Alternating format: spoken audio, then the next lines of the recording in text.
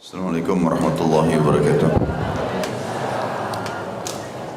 Alhamdulillah, tidak pernah berhenti kita memuji Sang Pencipta Allah atas segala nikmat yang dilimpahkan kepada kita.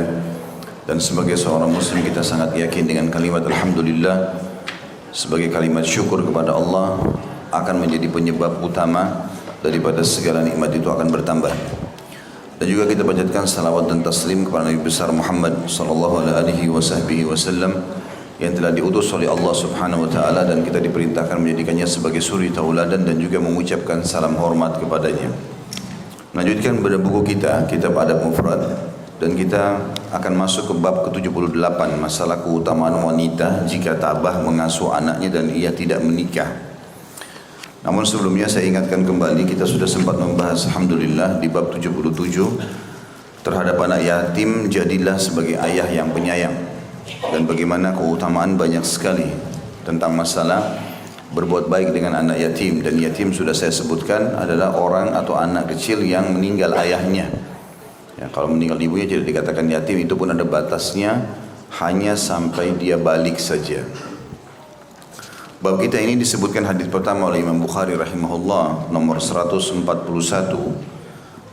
Abu Asim mengabarkan kepada kami dari Nahas bin Kaham, dari Shaddad bin Amr, an Auf bin Malik radhiyallahu anhu anin Nabi sallallahu alaihi wasallam qala ana wal mar'atu saf'aul khaddain imra'atun a'imat min zawjiha fasabarat ala waladiha kahataini fil jannah. Dari Auf bin Malik radhiyallahu anhu dari Nabi sallallahu alaihi wasallam, beliau bersabda, aku dan wanita yang kedua pipinya menghitam atau wanita yang menjadi janda karena suaminya meninggal lalu ia bersabar atas anaknya ibarat dua jari ini di surga. Nah, artinya Nabi SAW memberikan isyarat dengan dua jari beliau. Beliau dengan janda yang meninggal suaminya dan masih punya anak-anak kecil, lalu kemudian dia tidak menikah karena khawatir anak-anaknya terbengkalai, maka dapat jaminan surga bersama Nabi alaihi salatu wassalam. Hadis ini memberikan pelajaran penting buat kita bahwasanya berkorban buat anak yatim adalah ibadah. Bukan hanya orang lain yang membantu anak yatim, misalnya kita membiayai hidup mereka segala macam, termasuk ibunya sendiri. Karena yatim adalah yang meninggal ayahnya. Maka si ibu ini dia tidak menikah lagi karena khawatir nanti tersibukkan dengan suami barunya, sementara masih ada anak-anak kecil, maka dia berkorban demi anak yatim itu. Maka ini mendapatkan jaminan surga. Dari hadis ini juga diambil pelajaran, bukan berarti janda tidak boleh menikah. Boleh menikah. Ya, bukan tidak boleh menikah. Tetapi kalau dia bersabar karena punya anak-anak kecil, khawatir mereka terbengkalai, maka dia korbankan waktunya untuk itu, dia punya keutamaan tersendiri. Dan sebagian ulama juga masukkan ini pada janda-janda yang ditinggal cerai oleh suaminya atau suaminya yang hilang informasi, ya. Nah, kalau zaman sekarang alhamdulillah media sudah mudah, tapi zaman dulu biasanya orang kalau safar itu hilang berita. Ada pendapat sebagian ulama kalau suami yang hilang berita maka maksimal atau bisa wanita tersebut mengajukan perceraian setelah 4 tahun berlalu misalnya. Yang jelas teman-teman, ini semua menyebutkan tentang keutamaan berkorban demi untuk anak yatim, termasuk ibunya sendiri ataupun orang lain yang berkorban. Dan di sini jaminannya adalah surga. Begitu juga dengan keutamaan masuk dalam masalah ini orang-orang yang membiayai ibu-ibu yang memiliki anak yatim. Sesuai dengan sabda Nabi SAW, as-sa'i alal armala kal mujahid fi sabilillah. Orang yang sibuk mengurus keadaan janda yang memiliki anak-anak, ya, dia biayai hidupnya, maka dia seperti mujahid di jalan Allah. Dan ini juga berarti memberikan pelajaran kepada kita bagaimana Islam mengatur tatanan sosial yang rapi. Islam tidak menginginkan ada satupun anak yang yatim tidak terurus, janda yang tidak terurus, ya, sehingga memang tatanan masyarakat itu dan sosial menjadi baik. Itu yang dimaksud dengan hadis ini. Kata penulis kandungan hadis, penjelasan tentang keutamaan wanita yang ditinggal wafat. Maaf sebentar, ada penjelasan kata di situ, ya. Ada saf'a, ya, saf'atun, sejenis warna hitam tapi tidak banyak. Maksudnya wanita tersebut sibuk bekerja dan tidak sempat berdandan hingga wajahnya berubah menjadi hitam karena sangat berat menanggung hidup untuk mengurus anak-anaknya sepeninggal suaminya. Dan Aimat menjadi janda tidak lagi mempunyai suami. Jadi Nabi SAW mengatakan wanita-wanita yang seperti ini sibuk membiayai anaknya, ya, sibuk untuk membiayai dirinya sendiri, dan dia memang betul-betul mencari sumber halal, maka dapat jaminan surga. Kandungan hadis penjelasan tentang keutamaan wanita yang ditinggal wafat suaminya, yang tidak berhias dan tidak menikah lagi karena ingin mengurus dan mendidik anak-anaknya hingga kesegaran wajahnya menghilang. Nah, ini keutamaan tersendiri tentunya. Tapi sekali lagi janda boleh menikah, bukan tidak boleh. Terlebih lagi kalau memang anak-anak kecilnya sudah mulai besar, ya. Tapi kalau misalnya dia masih punya anak bayi yang dia susuin, kemudian atau anak masih kecil yang memang butuh perhatian ekstra, kadang-kadang bahkan berpisah sama ibunya hanya di waktu tidur saja. Selebihnya memang membutuhkan ibunya, ya makannya, ya pakaiannya, segala macam.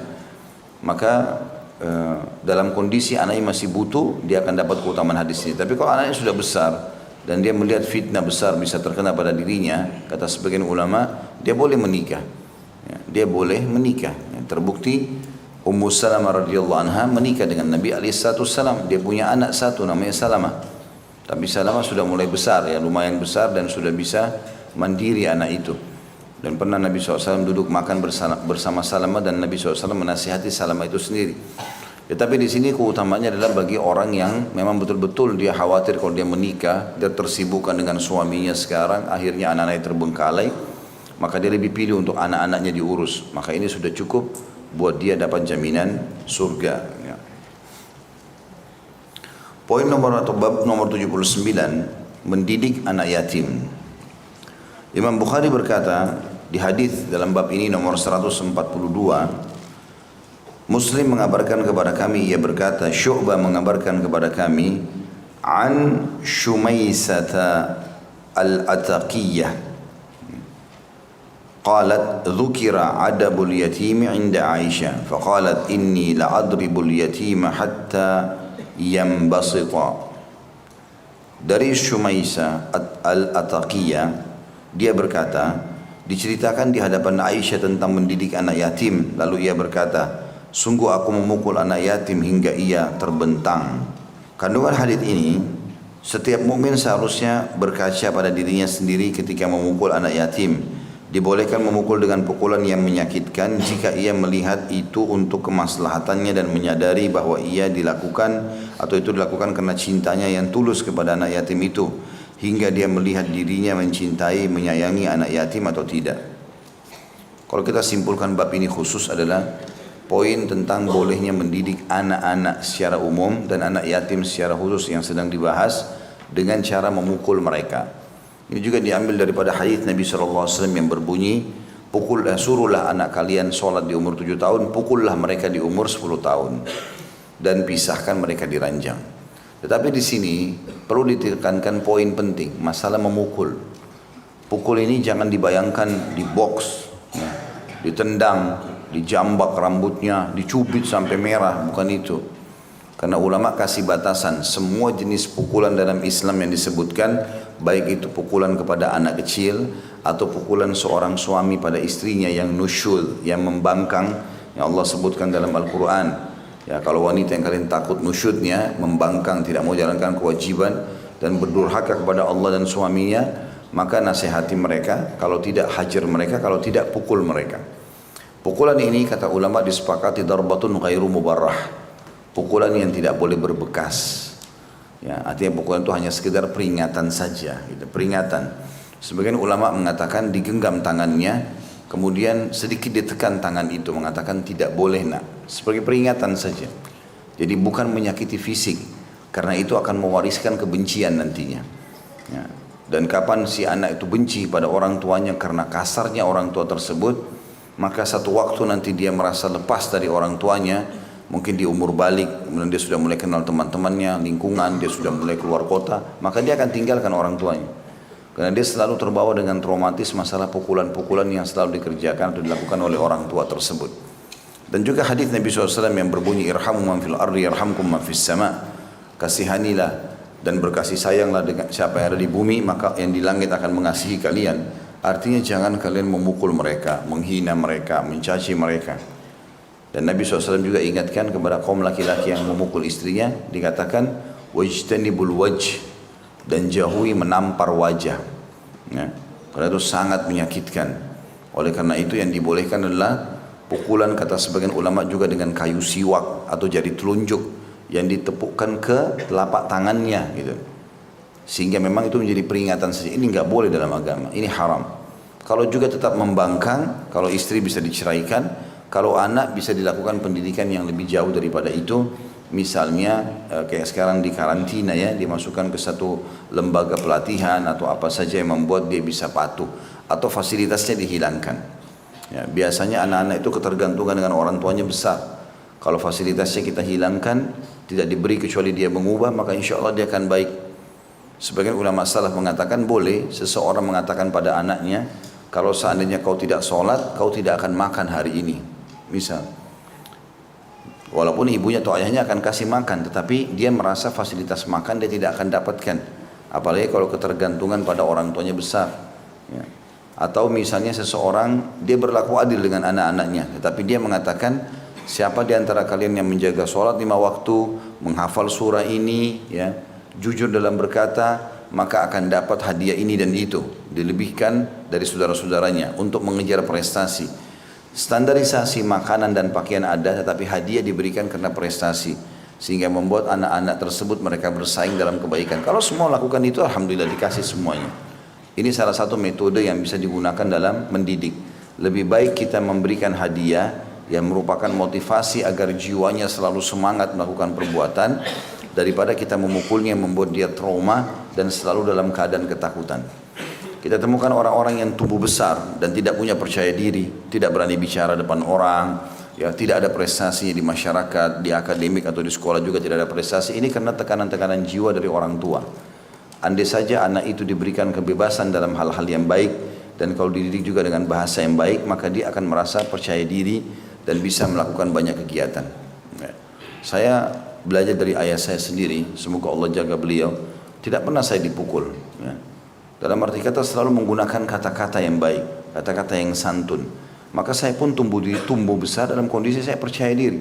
Dan saya mengejar prestasi di sekolah, saya mengejar prestasi di masyarakat. Tidak ada tekanan-tekanan jiwa. Saya coba terapkan pada anak-anak, ya itu juga sama halnya. Gitu kan. Dibandingkan dengan orang yang sedikit saja salah, anaknya sudah melotot, sudah pukul, sudah marah. Sehingga anaknya tidak tahu kapan ayah dan ibunya ini bisa ridho. Kapan ayah dan ibunya ini bisa baik, karena semuanya emosional. Ada orang subhanallah dikuasai syaitan, begitu lihat anaknya yang paling pertama marah dulu. Ini gak boleh. Mereka amanah di sisi Allah, dari Allah subhanahu wa ta'ala. Berapa banyak orang di luar sana yang pengen punya anak, padahal kita bisa menjadikan mereka aset amal jariah. Tidak ada sesuatu yang tidak bisa berubah. Kalau ada yang salah di anak kita, berarti salah dari kita. Kita temukan anak yang tinggal di satu komunitas atau di rumah yang orang tuanya santun, ramah, dia pun akan santun dan ramah. Kapan mereka suka teriak-teriak, maka akan sama anak itu. Biasanya itu kita lihat apa yang ada dia lakukan di luar itu cerminan dalam rumahnya. Makanya harusnya kita memahami masalah ini.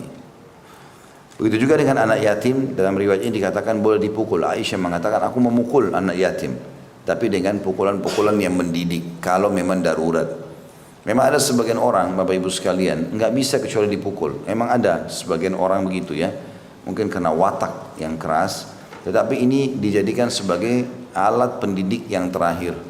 Dan perlu digarisbawahi sebagaimana penulis bilang di sini, dia harus ikuti itu dengan rasa cinta dia. Dia memukulnya ini untuk mendidik, bukan yang emosional, ya, bukan yang melampaui batas dikuasai oleh syaitan.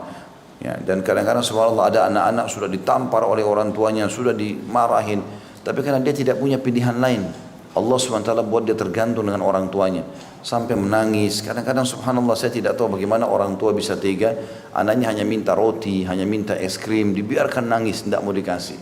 Apa sebab gitu? Ya, kasih saja.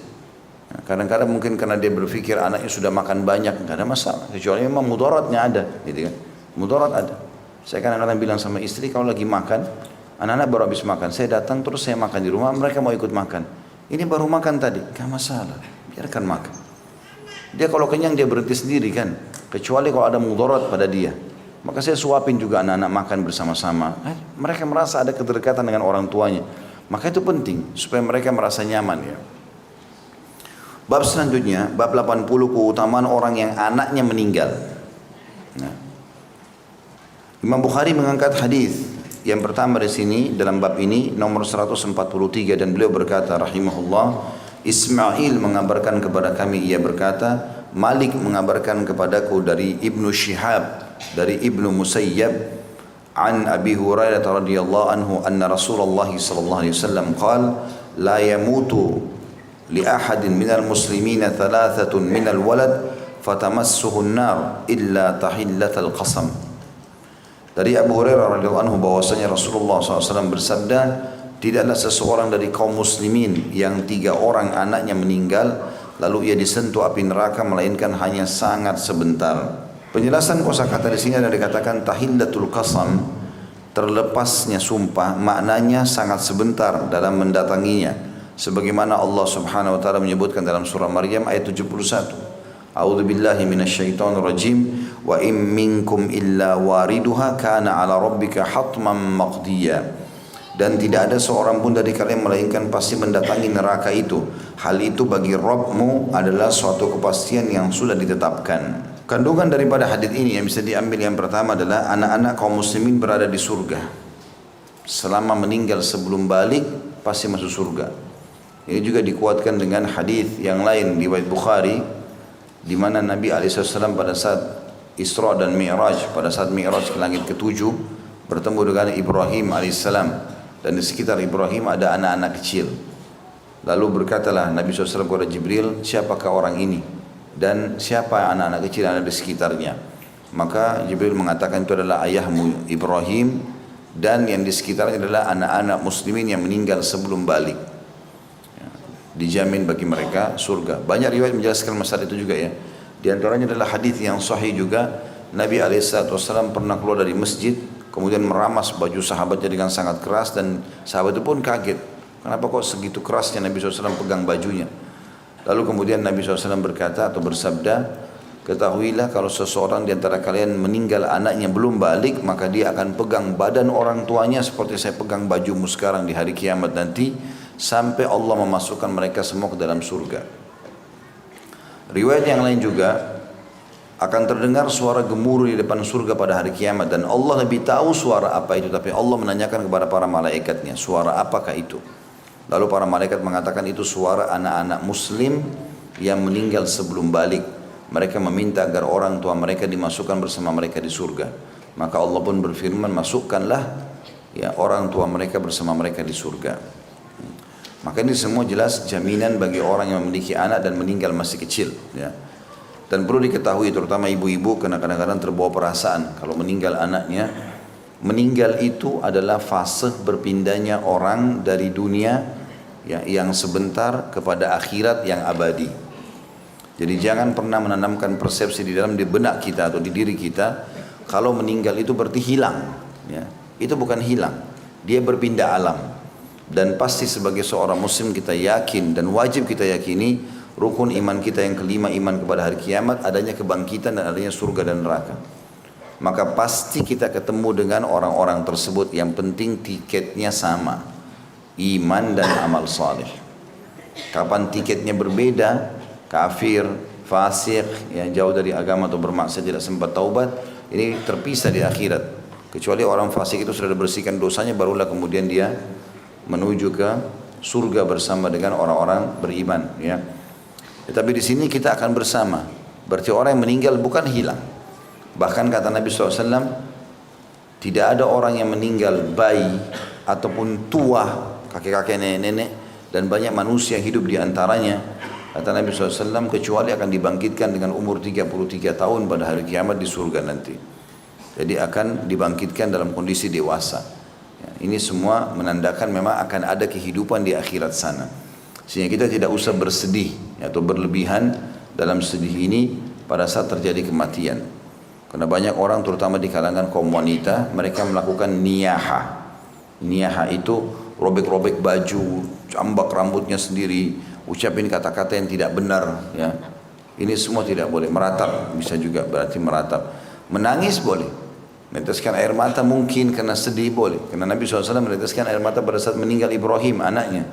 Lalu Nabi SAW mengatakan, ya, sesungguhnya hai Ibrahim, kami sedih dengan berpisah denganmu, tetapi kami tidak akan mengucapkan dari lisan kami kecuali yang membuat Rabb kami atau pencipta kami ridho, terima. Ya. Oleh karena itu tidak usah berlebihan dalam masalah kesedihan. Manusiawi orang sedih sebentar, tetapi tidak boleh dibawa selama-lamanya. Ya. Karena memang dasarnya Allah Subhanahu Wa Taala menjadikan akhirat adalah kehidupan abadi kita dan kita sedang menuju ke sana. Ini hadis yang pertama yang menjelaskan kepada kita tentang keutamaan orang yang anaknya meninggal. Sebenarnya hadis ini menjelaskan ada orang yang lewat ke neraka dulu. Tapi hadis yang tadi saya sebutkan juga ada yang langsung masuk ke dalam surga. Ulama menyatukan riwayat-riwayat ini mengatakan kalau orang itu betul-betul banyak sekali dosanya, maka Allah Subhanahu Wa Taala bersihkan dosanya cepat di neraka, lalu kemudian dia masuk surga. Tapi kalau orang itu dasarnya sedikit saja dosanya, maka walaupun dia harus masuk neraka, Allah Subhanahu Wa Taala bisa maafkan dan masuklah dia bersama dengan anak-anaknya ke dalam surga itu sendiri. Kandungan hadis yang kedua, seorang muslim yang anak-anaknya wafat dan ia mengharap pahala dari Allah, ia akan masuk surga bersama mereka. Memang sedih anak-anak mati, meninggal, tetapi kalau kita menerima itu sebagai keputusan Allah menjadi penyebab dapat jaminan surga. Ya. Semua ini kena berhubungan dengan sabar ya. Jadi kalau Bapak Ibu lagi ada ujian dari Allah Subhanahu Wa Taala, kuncinya sabar. Karena kita terima keputusan, kalau kita tidak terima pun keputusan tersebut, kematian anak kah, kematian pasangan kah, penyakit yang sedang datang, kita nggak terima, tetap terjadi. Dan rugi, kita tidak dapat pahala, bahkan mungkin tidak dapat solusi jalan keluarnya. Tapi kalau kita terima itu sebagai keputusan Allah lalu kita bersabar, sabar artinya menerima keputusan Allah lalu ikhtiar mencari jalan keluar. Ya. Maka dia akan mendapatkan pahala dan dapat jalan keluar. Itulah statement Umar bin Khattab radhiyallahu anhu. Kata beliau, siapapun yang diuji oleh Allah Subhanahu Wa Taala hanya dua keadaannya. Keadaan yang pertama adalah dia beriman kepada Allah, dia menerima sebagai keputusan Allah lalu dia bersabar, maka dia dapat pahala, dia juga dapat solusinya. Dan kalau dia tidak menerima itu, berkeluh kesah, semuanya jadi masalah buat dia, maka secara otomatis dia akan mendapatkan dosa karena menolak takdirnya Allah dan juga tidak mendapatkan solusinya. Oleh karena itu kita bersabar melalui semua itu, insya Allah Allah SWT akan berikan balasan. Pernah ada seorang sahabat berkata kepada sahabat-sahabat yang lain, maukah kalian aku tunjukkan wanita ahli surga? Kata mereka, tentu saja. Maka dia mengatakan, aku menyaksikan sendiri dengan mata kepalaku, ada seorang wanita berkulit hitam datang di hadapan Nabi SAW, lalu mengatakan, ya Rasulullah, aku kena penyakit epilepsi, ya, ayan. Dia mengatakan, doakan agar Allah Subhanahu Wa Taala menyembuhkanku. Maka kata Nabi SAW, kalau kau sabar, maka kau akan masuk surga. Kalau kau mau saya doakan, nggak ada masalah. Saya doakan, tapi belum tentu dapat jaminan surga. Maka pada saat itu wanita tersebut mengatakan, saya bersabar ya Rasulullah. Hanya saja doakan saya kalau itu kambuh, maka saya tidak tersingkap auratnya. Ya. Maka Nabi SAW mendoakan masalah itu. Artinya kalau ada cobaan, lebih diprioritaskan adalah sabar, menerima sebagai keputusan Allah Subhanahu Wa Taala. Hadis yang kedua dalam bab kita adalah hadis nomor 144. Imam Bukhari berkata rahimahullah, Umar bin Hafs bin Giyath mengabarkan kepada kami, ia berkata, ayahku mengabarkan kepada kami dari Talq bin Muawiyah dari Abu Zur'ah an Abi Hurairah radhiyallahu anhu anna imra'atan atatin nabiyya sallallahu alaihi wasallam bisabiyyin faqalat ud'u lahu faqad dafantu thalatha faqala istahdarti bihidari syadidin minan nar. Dari Abu Hurairah radhiyallahu anhu bahwasanya seorang wanita mendatangi Nabi SAW membawa seorang anak, lalu dia berkata, doakan anakku ini. Lalu karena aku telah mengubur 3 anak selain dia, artinya sudah ada 3 anakku mati, tinggal 1 ini sekarang, doakan maksudnya supaya dia panjang umur. Maka Nabi SAW bersabda, engkau telah memagari diri dari api neraka dengan suatu tembok pelindung yang sangat kuat. Ya, artinya anakmu yang mati itu betul-betul akan menjadi tameng bagimu dari api neraka. Dan dikatakan di sini makna al-hidhar adalah tembok yang kuat. Setiap yang menghalangimu dari sesuatu disebut dengan hidhar. Ihtidhar artinya membuat dinding. Dengan membuat tembok pelindung terdapat pengertian tambahan, yaitu target langsung masuk surga bersama periode pertama. Artinya wanita ini datang kepada Nabi SAW, makna globalnya hadis, lalu membawa anaknya mengatakan, ya Rasulullah doakan saya. Dia bukan mau berkeluh kesah, tapi kekhawatiran dalam jiwanya jangan sampai anaknya ini juga mati. Nah, sebab dia mengatakan, ya Rasulullah, karena aku telah mengubur 3 orang saudaranya anak ini. Maka Nabi SAW mengatakan, justru yang 3 orang yang mati itu adalah tembok terkuat yang kau telah buat untuk menghalangimu dari api neraka. Tentu di sini teman-teman, anaknya meninggal normal, jangan dibunuh ya. Loh iya, karena ada orang melakukan itu. Saya pernah membaca sebuah berita, di Indonesia terjadi itu. Ada seorang ibu, entah dia stres atau apa, kemudian dia memasukkan anaknya ke gentong air. Karena dia merasa susah hidup, ya. Tiap hari dia harus bekerja mencari nafkah segala macam. Akhirnya yang dia lakukan dibunuh anak-anaknya. Ditangkap oleh aparat polisi, kemudian ditanya kenapa. Dia bilang, karena saya tahunya anak-anak kalau meninggal sebelum balik masuk surga. Tapi dia bunuh anaknya. Ini dapat dosa membunuh, nggak boleh, gitu kan? Yang dimaksud ini meninggal normal, gitu kan? Juga tidak boleh orang berdoa mengatakan, ya Allah matikanlah anak-anak saya sebelum balik, misalnya. Dia doakan supaya anaknya tumbuh besar, menjadi berbakti, berguna bagi agama, bagi negaranya, bagi sukunya, bagi keluarganya. Maka itu lebih baik. Tapi kalau ada orang diuji dengan anaknya meninggal, tidak usah khawatir. Ulama juga menitik beratkan, yang dimaksud juga dengan anak di sini adalah kapan ruhnya sudah ada ya.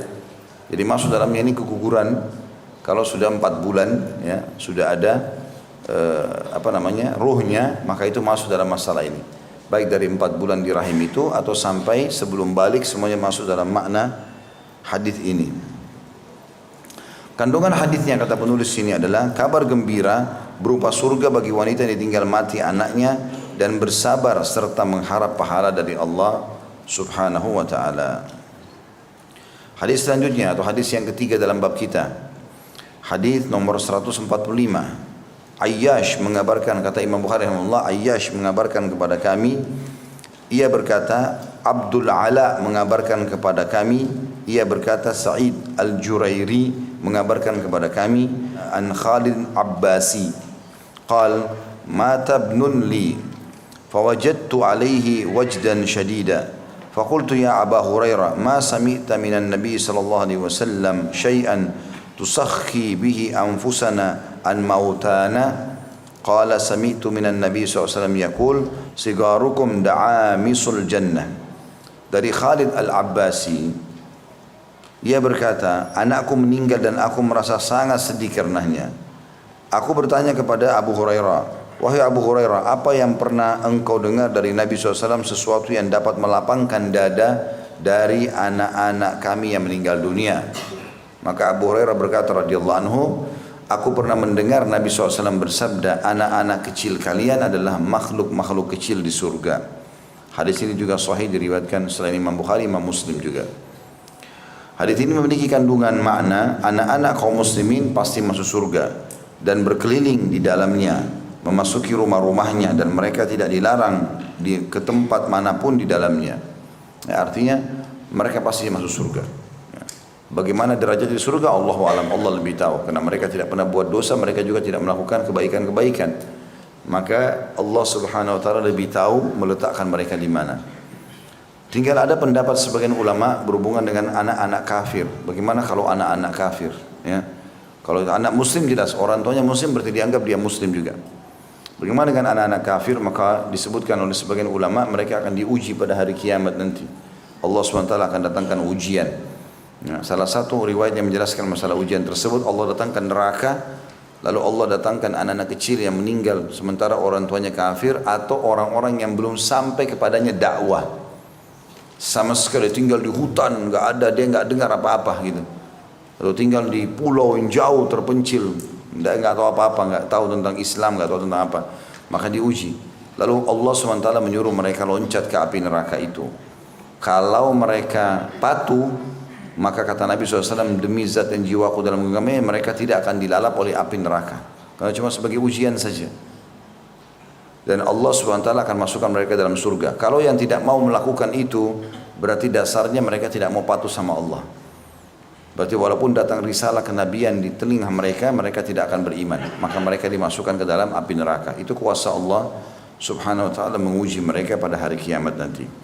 Dan bersyukurlah teman-teman sekalian kalau kita memang dikaruniai keimanan dan keislaman, lalu anak-anak juga kita seperti itu.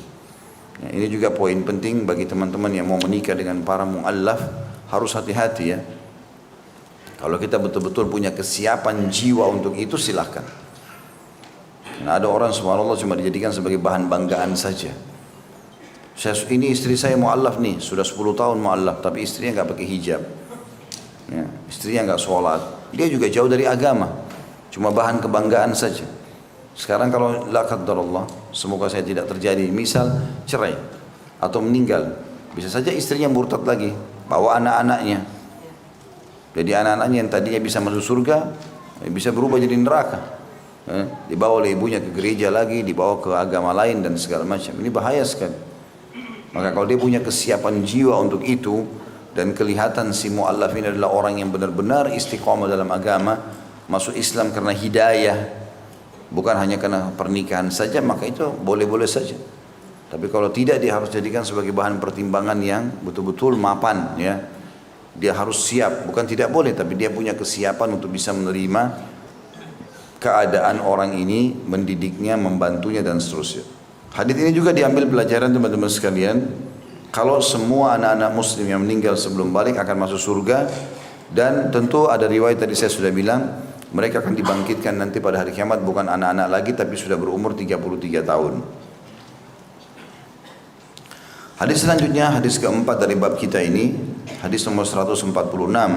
Ayyash mengabarkan kepada kami, ia berkata, Abdul Ala mengabarkan kepada kami, ia berkata, Muhammad bin Ishaq mengabarkan kepada kami, ia berkata, Muhammad bin Ibrahim bin Al-Harith mengabarkan kepada kami dari Mahmud bin Labib an Jabir bin Abdullah radhiyallahu anhu ma qala sami'tu Rasulullah sallallahu alaihi wasallam yaqul man mata lahu thalathatun min al-waladi fahtasabahum dakhala al-jannah qulna ya Rasulullah wa ithnani qala wa ithnan qultu li Jabirin wallahi ara law qultum wahid laqal qala wa ana adhunnuhu wallah.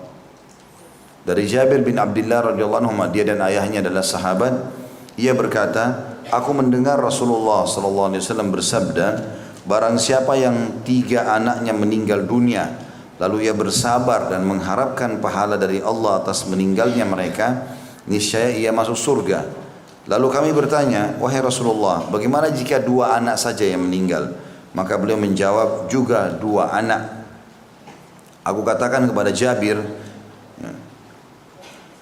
demi Allah aku kira seandainya kalian bertanya. Jadi ini yang berkata adalah Mahmud bin Labib.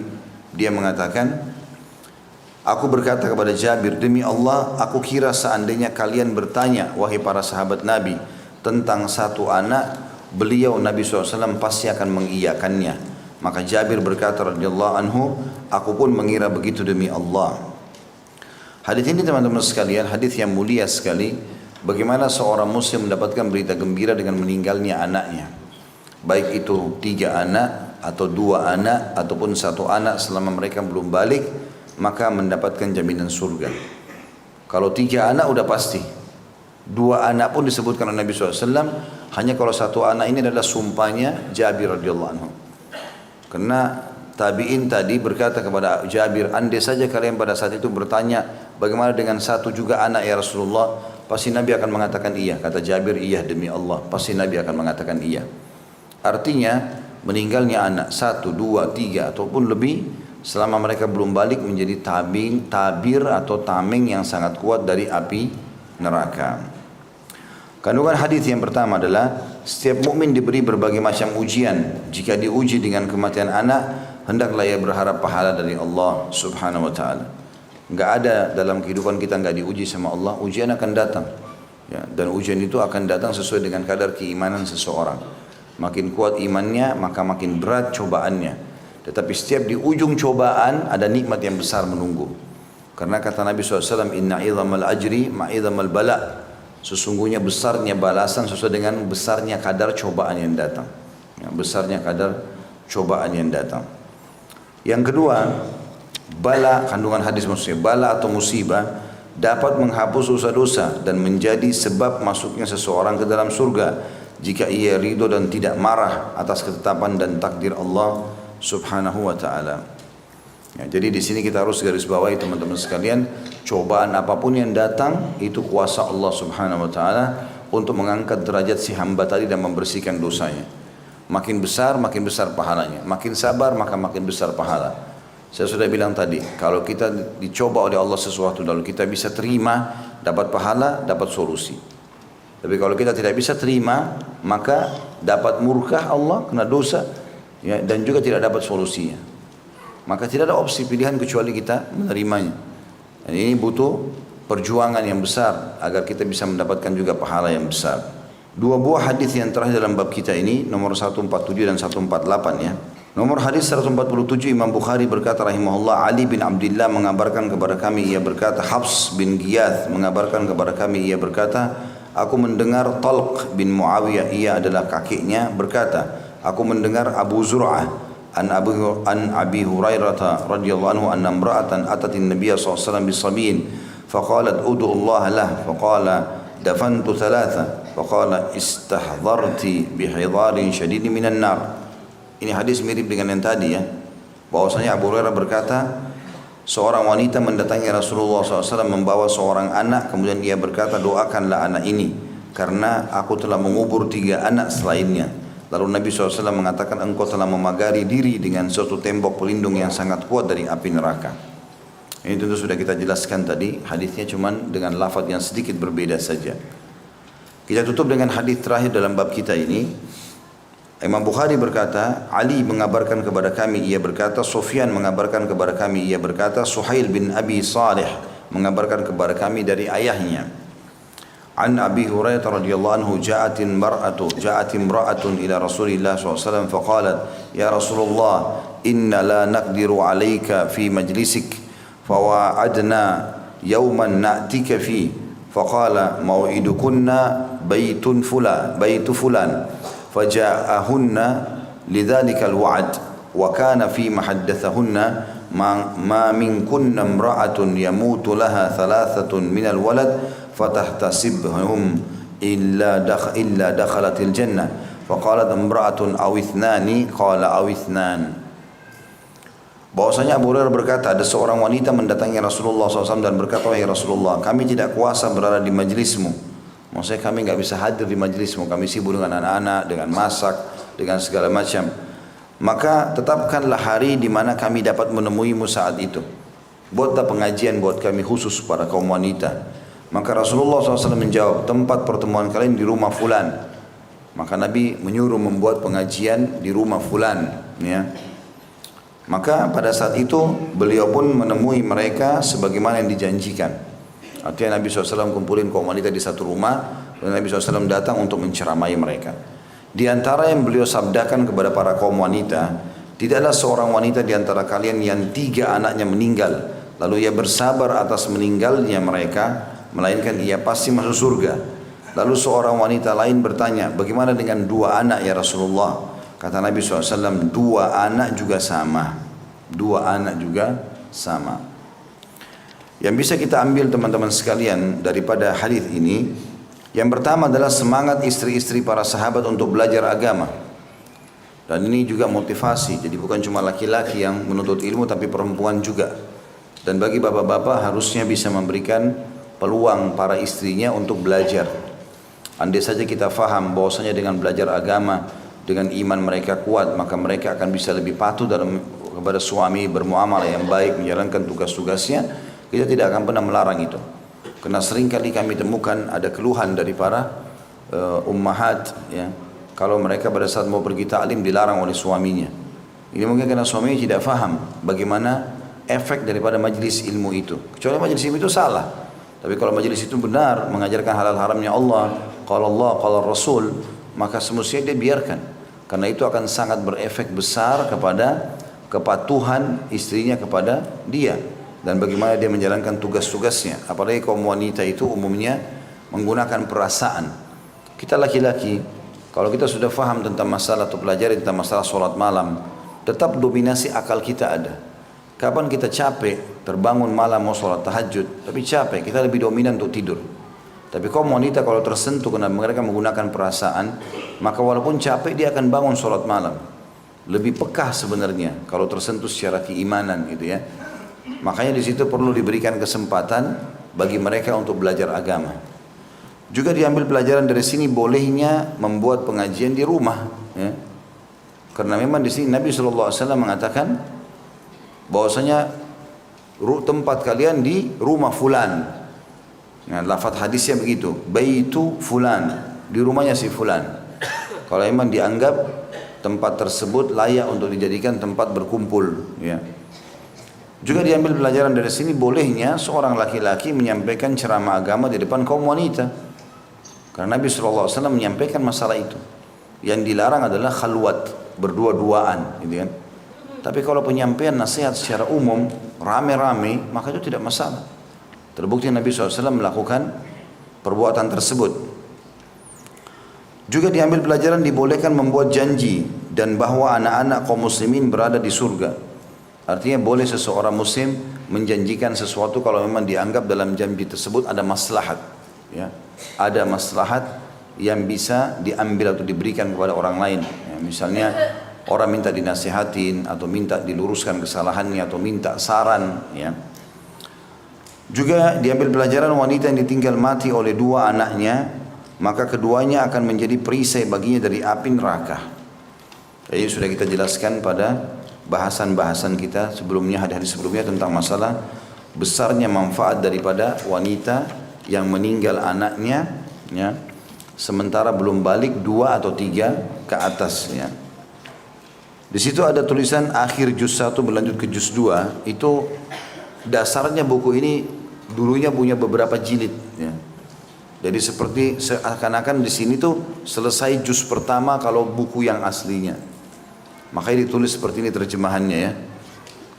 Kita masih lanjutkan. Tadi saya keliru waktu mengatakan ini adalah hadis yang terakhir. Ternyata masih ada hadis dalam bab yang sama sampai nomor 151. Ya. Maka kita lanjutkan ke hadis nomor 149 insyaallah. Baik. Kata Imam Bukhari rahimahullah, Haram bin Habs dan Musa bin Ismail mengabarkan kepada kami, keduanya berkata, Abdul Wahid mengabarkan kepada kami, ia berkata, Utsman bin Hakim mengabarkan kepada kami, ia berkata, Amr bin Amir al-Ansari mengabarkan kepadaku, ia berkata, Haddathatni Ummu Sulaim qalat kuntu inda Nabi sallallahu alaihi wasallam faqala ya Umma Sulaim ma min muslimaini yamutu lahuma thalathatu awlad illa adkhalahum Allahu al-jannata bifadli rahmatihi iyahum. Qultu wathnani, qala wathnan. Ummu Sulaim mengabarkan kepadaku, ia berkata, aku pernah bersama Nabi sallallahu alaihi wasallam. Ya. Ummu Sulaim ini ibunya Anas bin Malik ya. Jadi Ummu Sulaim ini sangat baik dan sangat solehah sampai dia mengatakan kepada Nabi SAW, ya Rasulullah, ini anakku Anas, jadikan pembantu anda. Ummu Sulaim berkata, aku pernah bersama Nabi SAW, lalu beliau bersabda, wahai Ummu Sulaim, tidaklah 2 orang dari kalian ditinggal mati oleh 3 anaknya, melainkan niscaya Allah akan memasukkan keduanya ke surga karena kemurahan kasih sayangnya terhadap mereka. Lalu aku berkata, dan 2 orang? Beliau menjawab, dan 2 orang.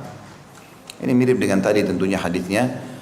Kandungan hadis adalah kabar gembira bagi orang tua yang yaitu masuk surga karena kematian atau karena karunia dan rahmat Allah terhadap anak-anaknya yang meninggal sebelum balik. Anak-anaknya masuk surga, orang tuanya juga dibawa untuk itu. Hadis ini mirip dengan tadi, cuma memang ada tambahan pelajaran dari hadis adalah bagaimana Nabi SAW menasihati seorang wanita bernama Ummu Sulaim. Dan Ummu Sulaim ini adalah wanita yang sangat dekat dengan Nabi SAW walaupun bukan mahram beliau ya, tetapi bukan interaksi berdua ya. Pada saat Nabi SAW mendatangi rumahnya dan ada keluarganya, maka Nabi SAW menasihatin Ummu Sulaim, dan ini penyebutan nama langsung, wahai Ummu Sulaim, ketahuilah begini dan begitu. Berarti dibolehkan seseorang menasihatkan dengan menyebutkan itu. Dan juga sunnah Nabi SAW menyebutkan kunyah atau julukan.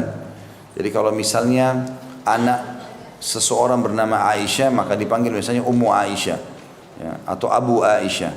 Kecuali kalau dia punya anak laki-laki, maka anak laki-laki yang pertamanya digunakan sebagai kunyah atau julukan.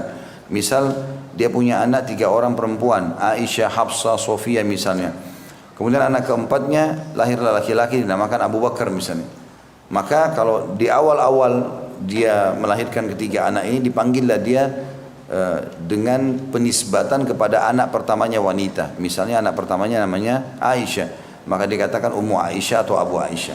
Sampai lahir anak laki-laki. Kalau sudah lahir anak laki-lakinya Abu Bakar misalnya tadi lahir, maka diubah menjadi Ummu Abu Bakar atau Abu Bakar gitu. Ya, seperti itulah kurang lebih gambaran kunyah itu sendiri. Ini termasuk bagian daripada sunnah Nabi alaihissalam. Bahkan boleh orang menggunakan kunyah, julukan, walaupun dia belum mempunyai anak. Itu terjadi pada Aisyah radhiyallahu anha. Beliau pernah menanyakan itu kepada Nabi SAW, ya Rasulullah, boleh enggak saya menggunakan kunyah sementara tidak ada anak? Artinya kalau Allah kasih saya anak, saya ingin memberikan nama Abdullah, maka saya dipanggil Ummu Abdillah. Kata Nabi SAW, silahkan. Makanya Aisyah juga diberikan julukan dengan Ummu Abdillah, padahal tidak ada anaknya. Tapi dia berharap kalau Allah kasih anak, dia akan menggunakan nama Abdullah itu. Hadis selanjutnya nomor 150, kata Imam Bukhari rahimahullah, Ali mengabarkan kepada kami, ia berkata, Mu'tamar mengabarkan kepada kami, ia berkata, aku membacakan kepada Al-Fudail dari Abu Hariz bahwa Al-Hasan mengabarkan kepadanya di Wasit an Sa'sa'ah bin Muawiyah haddathahu annahu laqiya Aba Dharrin mutawashshihan kirba qala ma laka min al-waladi ya Aba Dharr qala ala uhaddithuk qultu bala qala sami'tu Rasulullah sallallahu alaihi wasallam yaqul ma min muslimin yamutu lahu thalathatun min al-walad lam yablughul hinth illa adkhalahu Allahu al-jannata bifadli rahmatihi iyyahum wa ma min rajulin a'taqa musliman illa ja'ala Allahu azza wa jal kulla udwin minhu fikakahu likulli udwin minhu. Bahwasanya Sa'sa'ah bin Muawiyah mengabarkan pernah bertemu dengan Abi Dzar radhiyallahu anhu, sahabat Nabi yang mulia, yang telah membawa qirbah atau tempat air dari kulit. Lalu ia berkata, wahai Abi Dzar, wahai Abu Dzar, apakah engkau tidak memiliki anak? Abu Dzar menjawab, maukah engkau ku beritahu? Sa'sa menjawab, tentu. Abi Dzar berkata, aku pernah mendengar Rasulullah SAW bersabda, tidaklah seorang muslim yang 3 anaknya meninggal dalam keadaan mereka belum balik, melainkan niscaya Allah akan memasukkannya ke dalam surga karena kemurahan kasih sayangnya Allah kepada mereka. Dan tidaklah ada seorang laki-laki memerdekakan seorang budak muslim, melainkan niscaya Allah akan menjadikan setiap anggota tubuhnya sebagai pembebas dari api neraka bagi setiap anggota tubuhnya. Hadis ini mirip tadi ya. Sebenarnya menyebutkan juga tentang keutamaan orang yang anaknya meninggal sebelum balik. Itu diambil dari potongan tadi. Jadi Abi Dzar rupanya punya anak, tapi umumnya meninggal waktu masih kecil. Maka bertanyalah Sa'sa ini, apakah anda tidak punya anak wahai Abi Dzar? Dia bilang ada, tapi saya perlu sampaikan kepadamu. Yang terjadi pada saya adalah hadis Nabi SAW. Enggak ada seorang muslim pun yang meninggal anaknya 3 kecuali dijamin baginya surga. Artinya saya punya anak tapi meninggal semuanya, gitu kan. Dan juga di sini keutamaan yang lain adalah membebaskan budak, ya. Sangat ditekankan kalau ada budak, dan budak ini terjadi dari pasar perbudakan, ya. Semua orang yang ditawan dan kemudian dijadikan budak, kemudian tidak akan bisa lepas kecuali dibayar, maka dikatakan dia masuk dalam hukum perbudakan. Dan ini hukumnya kita disunnahkan untuk membebaskan mereka, membebaskan para budak ini, ya. Kandungan hadis yang pertama, keutamaan dan pahala khusus dengan anak kecil karena rasa sayang atau rasa cinta dan kasih sayang kepada anak kecil lebih besar dan lebih kuat. Artinya Allah SWT akan berikan pahala besar dengan berkasih sayang pada anak-anak, ya, baik mereka masih hidup ataupun mereka sudah meninggal. Kalau mereka masih hidup, maka dengan apapun yang kita lakukan kita akan dapatkan surga. Masih ingat hadis ada seorang ibu yang tadinya datang ke rumah Aisyah, lalu Aisyah tidak punya kecuali kurma, kemudian dibagi 2 lah kurma tersebut. Ibu tersebut bagi 2 buat kedua anaknya, maka dijaminlah baginya surga oleh Nabi SAW. Pada saat meninggal dan kita bersabar dengan kematian mereka, dijamin juga surga bagi orang tua yang seperti itu. Yang kedua, di dalamnya terdapat dalil bahwa pahala itu dikhususkan bagi orang yang memerdekakan orang muslim. Jadi tidak ada pahala memerdekakan orang kafir. Ya, kalau ada budak, maka kita merdekakan orang-orang muslim, ya, yang sifatnya kita tawan atau kita mendapatkan beli di pasar, tawarkan dia Islam. Dan kalau kita mengatakan kau bebas karena Allah, maka itu ada pahalanya secara sendiri atau secara khusus. Dan keutamaannya adalah kita seperti menyelamatkan diri kita dari api neraka, seperti menyelamatkan diri kita dari api neraka, ya, dengan cara ditebus oleh setiap anggota tubuh dari budak tersebut. Kedua mata kita kena mata dia, kedua kuping kita kena kuping dia, kedua tangan kita dan kaki kita kena tangan dan kakinya dia, dan seterusnya.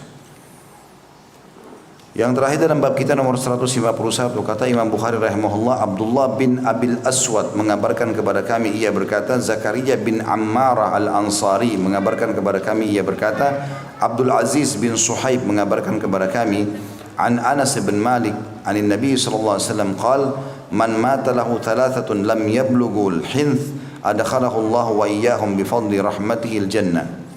Dari Anas bin Malik radhiyallahu anhu dari Nabi SAW, beliau bersabda, barang siapa yang ada 3 anaknya meninggal dalam keadaan belum balik, maka niscaya Allah pasti memasukkannya dan juga mereka ke dalam surga karena kemurahan kasih sayangnya. Hadis ini mirip dengan tadi yang sudah kita bahas, yaitu kalau seseorang sabar dengan meninggalnya anaknya, maka Allah subhanahu wa ta'ala memberikan balasan buat anak-anak tersebut masuk surga, dan juga buat orang tuanya yang bersabar masuk ke dalam surga. Sebagai penutup teman-teman, pernyataan saya atau perkataan yang saya sampaikan adalah, tentu hal ini berlaku, keutamaan diselamatkan masuk surga kalau memang orang tuanya juga memang dasarnya layak masuk surga, ya.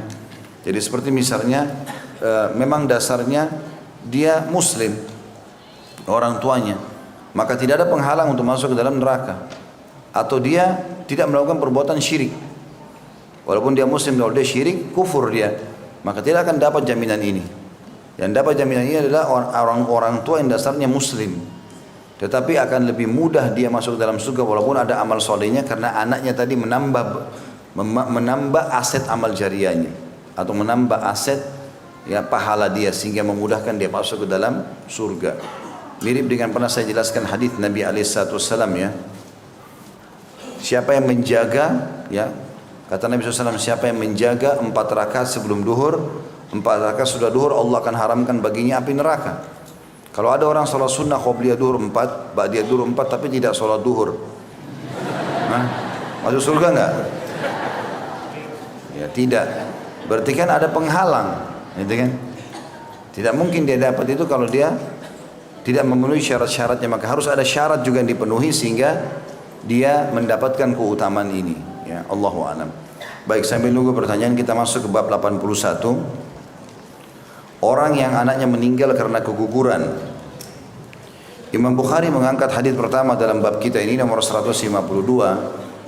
Ishaq bin Yazid mengabarkan kepada kami, ia berkata, Sadaqa bin Khalid mengabarkan kepada kami, ia berkata, Yazid bin Abi Maryam mengabarkan kepadaku dari ibunya, an Sahal bin Handaliyah, wa kana la yulad lahu, faqala la an yulada li fil islami waladun siqtun fa ahtasibu ahabbu ilayya min an yakuna liyad dunya jami'an wa ma fiha, wa kana ibnu Handaliyah mimman baya'a tahta syajara. Dari Sahal bin Handaliyah, ia mempunyai anak, berkata, aku dikarunia seorang anak pada masa Islam, maksudnya lahir dalam keadaan Islam, yang meninggal keguguran, lalu mengharap pahalanya di sisi Allah lebih aku cintai dan sukai daripada aku memiliki dunia beserta isinya. Ibnu Handaliyah termasuk sahabat yang ikut serta dalam Bai'at Ridwan. Hadis ini menyebutkan kepada kita tentang pelajaran penting, bahwasanya seseorang muslim selalu berharap dikarunia anak oleh Allah Subhanahu wa taala, dan anak ini diharapkan bisa menjadi penolong dia di api neraka. Bahkan di sini secara khusus Ibnu Handaliyah mengatakan, kalau Allah kasih aku anak sementara aku muslim, Jelas-jelas aku dalam keadaan Islam, dan itu pada saat itu sudah masuk Islam dia. Dalam keadaan Islam dan kemudian meninggal pun dari kecil. Kalau dia bisa tumbuh besar, alhamdulillah, itu keutamaan besar. Tapi kalau dia meninggal, tetap aku lebih sukai daripada dunia dan seluruh isinya. Artinya dengan satu anak aku bisa masuk surga, kenapa tidak gitu? Daripada aku mendapatkan dunia dan segala macam gemerlapnya tapi belum tentu mendapatkan surga. Hadis ini memberikan pelajaran kepada kita keutamaan orang yang ditinggal mati anaknya, lalu ia mengharapkan pahala dari Allah Subhanahu wa taala. Mirip dengan hadis sebelumnya tadi ya. Tetapi ini berbeda lafaz saja. Artinya sahabat ini lebih menekankan kalau seandainya aku punya anak kecil mati sebelum balik dalam Islam, lebih aku suka daripada dunia dan seluruh isinya. Karena dengan satu anak kecil itu aku dapat jaminan surga.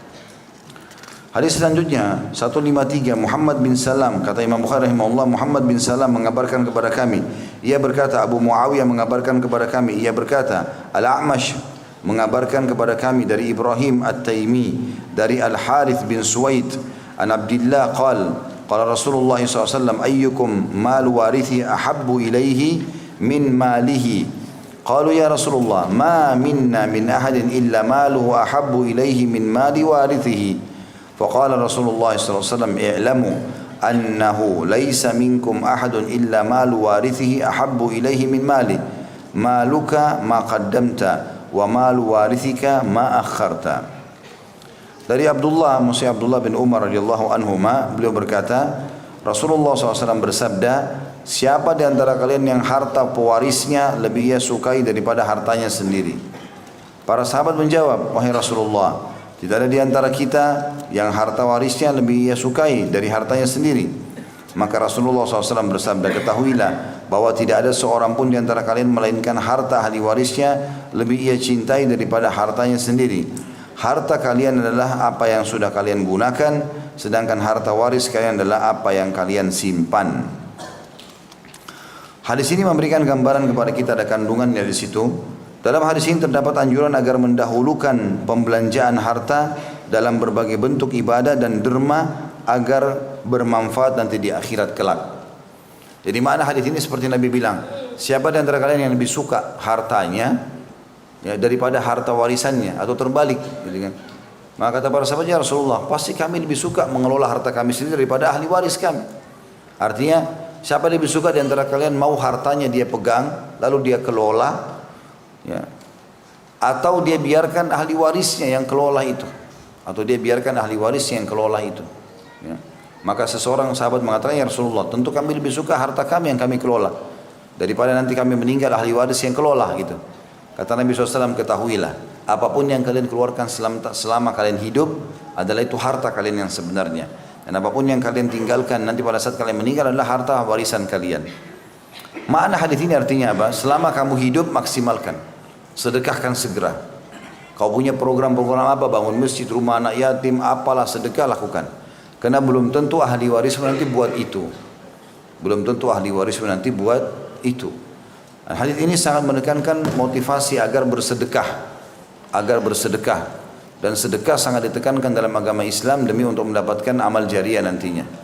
Seorang salafus saleh dikatakan dia memiliki beberapa orang teman, dan temannya ini rutin selalu mengumpulkan harta kecuali dia. Dagang sama-sama sukses, tapi dia tidak punya simpanan. Teman-temannya semua punya simpanan. Maka teman-temannya mengatakan, kau tidak sayang dengan hartamu. Ya, kami sudah punya simpanan, kau tidak punya simpanan. Dia mengatakan, justru kalian yang tidak sayang harta kalian. Karena kalau kalian meninggal akan jadi warisan saja. Tapi aku justru sayang hartaku. Dengan aku bersedekah, aku akan bawa harta ini sampai ke sana. Maksudnya sampai ke akhirat. Tentu kita boleh meninggalkan harta warisan buat ahli waris. Tetapi teman-teman sekalian, kita harus faham kalau kita tidak berbuat kebaikan untuk diri kita yang bertujuan memanen pahalanya di akhirat nanti, maka jangan pernah berharap ahli waris kita akan lakukan itu. Belum tentu. Kalau kita selama hidup tidak pernah sumbang buat masjid, tidak pernah sebarkan Quran, tidak pernah apalah bersedekah, lalu kita berharap nanti kalau meninggal anak-anak kita akan lakukan, itu mustahil.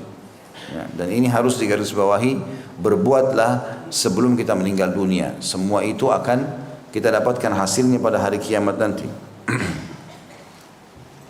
Kalau meninggalkan harta buat ahli waris boleh, ya. Bahkan ada hadis Sa'ad radhiyallahu anhu, beliau sangat kaya raya dan pada saat mau meninggal beliau mengatakan, ya Rasulullah, boleh nggak saya wasiatkan seluruh harta saya? Ya, 2/3-nya. Nabi SAW mengatakan terlalu banyak, maksudnya kok saya sedekahkan aja, karena anak saya cuma 1 perempuan. Lalu kata dia, ya Rasulullah, bagaimana dengan setengahnya? Kata Nabi SAW, setengah masih banyak, kalaupun dia mau sedekahkan, gitu kan. Lalu kata Nabi SAW, lalu kata dia, 1/3-nya ya Rasulullah. Kata Nabi SAW, 1/3 juga masih banyak. Kau meninggalkan anakmu dalam kondisi kaya, lebih baik daripada mereka mengemis orang-orang. Tapi ulama mengatakan hadis ini juga masuk dalam masalah wasiat kalau mau meninggal. Tapi kalau selama hidup, dianjurkan seseorang muslim maksimal dalam bersedekah buat dirinya sendiri. Ada yang sisa untuk ahli waris, alhamdulillah. Tidak ada juga nggak ada masalah, gitu kan. Tapi kalau dia mau tulis wasiat pada saat mau meninggal, wasiat ini kita dibolehkan untuk meninggalkan atau menekankan di wasiat maksimal 1/3 harta kita untuk menambah amal jariah. Jadi misalnya kita mengatakan dari total harta warisan saya nanti kita tulis sebuah surat wasiat, 1/3-nya saya ingin diberikan untuk pesantren, untuk masjid, itu dibolehkan. Kata Nabi SAW dalam hadis yang sahih, Allah memberikan kesempatan kalian menambah pahala kalian dari 1/3 harta yang kalian tinggal. Tapi ini semua berhubungan dengan masalah wasiat kalau mau meninggal dunia. Dan boleh kita tinggalkan harta buat ahli waris. Tetapi kalau selama hidup ada kesempatan beramal soleh, lakukan. Jadi misal jangan sampai ada orang miskin di dekat tetangga, dekat rumah. Orang itu minta tolong, kita bilang sudahlah, nanti kalau saya meninggal anak saya yang bantu. Belum tentu dia meninggal sekarang. Kalau anaknya lebih dulu meninggal, atau dia meninggal kemudian anaknya tidak mau peduli dengan tetangga itu, maka tidak ada gunanya. Maka dia yang harus memaksimalkan harta yang dia miliki. Itu makna daripada hadis ini. Hadis selanjutnya 154 dari Anas, ia berkata, wa qala Rasulullah SAW, ma ta'udduna fikum ar-ruqub? Qalu ar-ruqub alladhi la yuladu lah. Qala la, walakin ar-ruqub alladhi la yuqaddimu min waladihi syai'a. Rasulullah SAW bersabda, apa yang kalian maksudkan dengan rukub? Para sahabat mengatakan rukub adalah orang yang tidak dikaruniai anak. Ya. Maka Nabi SAW mengatakan bukan itu, melainkan rukub adalah orang yang tidak memberikan apapun dari anaknya. Tidak memberikan apapun dari anaknya. Ya. Kandungan hadis ini yang pertama, makna hadis kalian meyakini bahwa orang yang tidak mempunyai anak yang bertahan hidup, yang selalu sedih adalah orang yang ditinggal mati anak-anaknya. Padahal tidak demikian menurut syariat. Melainkan rukub, orang yang selalu sedih kalau ditinggal, adalah orang yang ditinggal mati salah satu anaknya ketika ia masih hidup, lalu ia mengharap pahala karenanya, ditulis pahala musibah itu baginya dan dia bersabar atas musibah itu. Hadis ini maksudnya adalah kalau seseorang mau mengharapkan pahala yang besar, ya, maka tidak ada yang bisa mengalahkan pahala bersabar dari kematian anak. Nah, karena ini sesuatu yang berat, apalagi kalau orang tidak punya anak kecuali 1 orang misalnya. Ada salah satu kerabat kami, subhanallah, Allah kasih dia 4 orang anak, 2 laki-laki 2 perempuan. 2 laki-laki meninggal, tinggal 2 anak perempuan, dan sangat sedih, merasa terpukul dengan itu. Tapi kondisinya itu kalau dia masuk ditarik dalam hadis ini, maka dia memiliki keutamaan. Keutamaan dia adalah dia bersabar mengharapkan pahala sisi Allah dan meyakin bahwasanya anak itu tidak hilang, ada di akhirat sana, akan ketemu di sana, maka dia akan mendapatkan jaminan surga dan pahala yang besar. Juga dalam hadis ini terdapat keutamaan orang yang ditinggal mati anak-anaknya dan ia bersabar atas hal tersebut. Jadi semua hadis ini berhubungan dengan masalah bagaimana orang bersabar dengan meninggalnya anak yang diharapkan. Jadi kalau teman-teman Allah kasih anak, ya, anak ini cukup banyak misalnya, dan alhamdulillah semuanya hidup, itu karunia yang sangat besar. Ya, karena ada orang juga subhanallah karena suburnya Allah buat dia tiap tahun punya anak, 2 tahun sekali punya anak, sampai anaknya 9, 10. Dan karena banyak anak maka dia anggap remeh anak-anak ini, tidak peduli dengan pendidikannya. Ada yang sakit, ada yang meninggal, bagi dia enggak penting karena dia punya anak banyak. Ini keliru. Kalau kita bisa masuk surga hanya dengan 1-2 anak, bagaimana kalau kita punya 5-6 anak, 10 anak? Maka itu lebih cepat dan lebih mudah untuk masuk ke dalam surga. Dan bagaimana kita jadikan mereka sebagai aset amal jariah kita. Ini hadis penutupan dalam bab ini, ya, bab 81, hadis nomor 155. Anas juga berkata, wa qala Rasulullah SAW, ma ta'uduna fikumul sur'ah. Qalu huwa alladhi la tasra'uhu ar-rijal. Faqala la, walakinna sur'ata alladhi yamliku nafsahu 'inda al-ghadab. Rasulullah SAW bersabda, apa yang kalian maksudkan dengan pegulat? Orang yang perkasa, yang bisa ya dikenal dengan kekuatannya. Para sahabat mengatakan orang yang tidak dapat dibanting, jatuh oleh orang banyak. Artinya pegulat yang kuat itu adalah orang yang justru, atau orang yang perkasa, orang yang tidak bisa dikalahkan oleh orang lain. Maka kata Nabi SAW, bukan, pegulat adalah orang yang dapat menguasai dirinya ketika ia marah. Hadis ini menyebutkan tentang pentingnya seseorang muslim berhati-hati dan mengontrol sifat emosinya. Dan bukanlah keperkasaan, kejantanan, kekuatan dilihat dari suara teriak-teriak, ya, dari orang yang menunjukkan keperkasaannya ya, dengan ototnya dan segala macam, bukan itu. Justru Nabi SAW mengatakan dalam syariat, orang yang perkasa, orang yang dewasa, orang yang bijaksana adalah orang yang justru bisa mengontrol emosinya pada saat dia sedang marah. Dan ini dimasukkan oleh Imam Bukhari dalam bab mengasih sayang pada anak, karena banyak orang tua merasa karena dia punya power maka anaknya ditindas, anaknya dimarahin, anaknya dipukul, ya, tidak dihormatin dan seterusnya. Maka ini semua ya pelanggaran-pelanggaran dalam agama yang semestinya harus dijauhi. Makna hadis ini atau kandungan hadis yang pertama adalah orang yang sempurna kekuatannya bukanlah orang yang bisa membanting orang banyak dengan kekuatannya.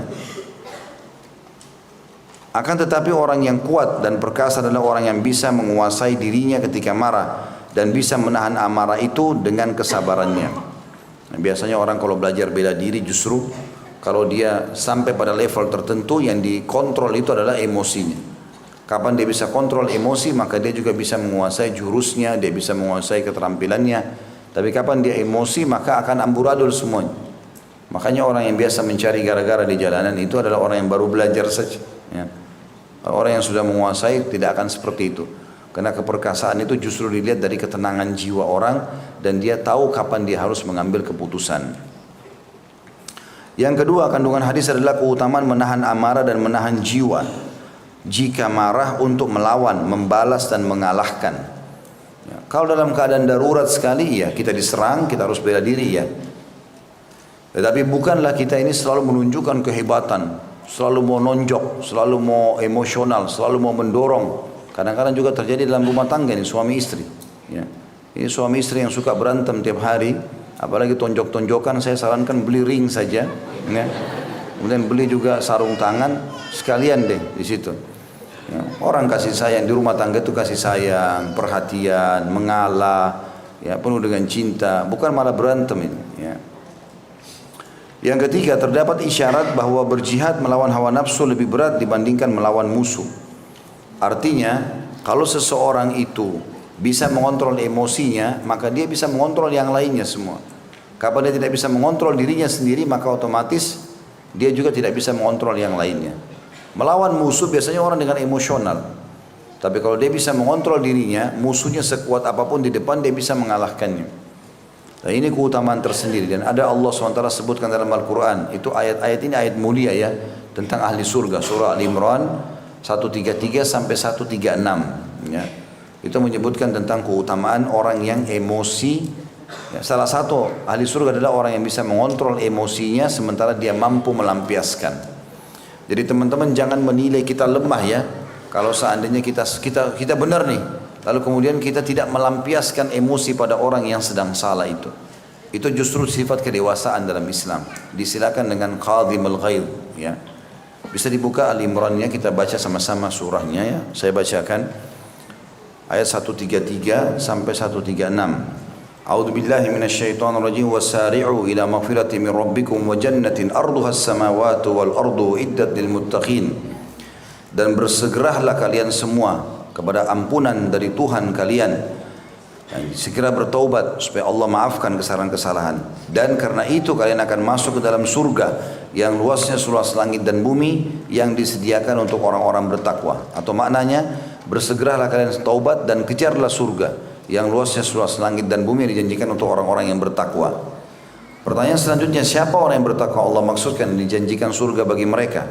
Ciri mereka 134, alladzina yunfikuna fis sarra'i wad dharra, yaitu orang-orang yang sibuk berinfak di waktu lapang dan di waktu sempit.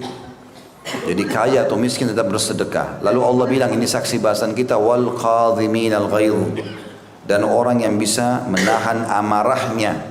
Kata ulama, ghaidh itu adalah emosi yang bisa dilampiaskan karena punya power dan kebenaran. Tapi justru dia tidak lampiaskan emosinya itu. Wal afina 'anil nas, dan orang-orang yang suka memaafkan orang lain. Wallahu yuhibbul muhsinin, dan Allah suka sekali dengan orang yang berbuat kebaikan-kebaikan. Artinya, kamu mengontrol emosimu tadi, ya, maka itu adalah perbuatan yang baik. 135-nya, walladzina idza fa'alu fahishatan aw dhalamu anfusahum dzakarullaha fastaghfaru lidzunubihim wa man yaghfiru dzunuba illallah wa lam yusirru ala ma fa'alu wa hum ya'lamun. Juga termasuk ciri ahli surga adalah orang-orang yang apabila mengerjakan perbuatan keji, berbuat dosa atau menganiaya diri mereka sendiri, ya, mereka ingat akan Allah lalu memohon ampun terhadap dosa-dosa mereka. Artinya orang mukmin di surga adalah begitu buat dosa bertaubat pada Allah Subhanahu wa taala. Dan siapa yang dapat mengampuni dosa selain daripada Allah? Dan mereka tidak meneruskan perbuatan keji itu sedangkan mereka mengetahuinya. Artinya tidak mengulangi lagi dosa-dosa tersebut. Terakhir 136-nya, ulaika jazaohum maghfiratun min rabbihim wa jannatun tajri min tahtiha al-anharu khalidina fiha wa ni'ma ajrul 'amilin. Mereka itulah mendapatkan balasan ampunan dari Tuhan mereka dan surga yang di dalamnya mengalir sungai-sungai, sedang mereka kekal di dalamnya, dan itulah sebaik-baik pahala bagi orang yang beramal. Di saksi bahasan kita dari ayat-ayat ini adalah salah satu potongannya mengatakan wal qadhiminal ghaidh, dan orang yang bisa mengontrol emosinya pada saat dia mampu untuk melampiaskannya. Allahu a'lam. Baik, itu saja, mudah-mudahan bermanfaat. Subhanakallahumma bihamdika asyhadu an la ilaha illa anta astaghfiruka wa atubu ilaik. Wassalamualaikum warahmatullahi wabarakatuh.